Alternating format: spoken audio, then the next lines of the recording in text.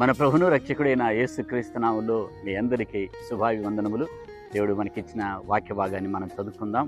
కీర్తనల గ్రంథం 34వ అధ్యాయం 9వ వచనం. యెహోవా భక్తులారా, ఆయన యందు భయభక్తులు ఉంచుడి, ఆయన యందు భయభక్తులు ఉంచువానికి ఏమీయూ కొదవలేదు. ఈ వాక్య భాగంలో మనం చూస్తున్నాం, దేవుని యందు భయభక్తులు ఉంచటం వలన దేవుడు మనకు కలుగజేసేటువంటి, మనకు అనుగ్రహించేటువంటి ఈవులు కావచ్చు, ఆశీర్వాదాలు కావచ్చు, మరి అవి మనకు భయభక్తులు ఉంచటం వలన అనుగ్రహించబడతాయని దేవుని వాక్యంలో మనం చూస్తున్నాం.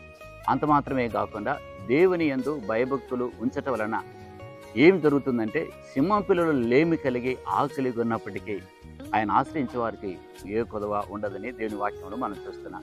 ప్రియమైన నా సహోదర సహోదరి, దేవుని యందు భయభక్తులు కలిగి నడుచుకుంటే ఆయన ఇచ్చే ప్రతి ఆశీర్వాదాన్ని స్వతంత్రించుకోగలవు, ధైర్యంగా ముందుకు నడగలవు. దేవుడు మిమ్మల్ని ఆశీర్వదించిన గాక. ఆమేన్.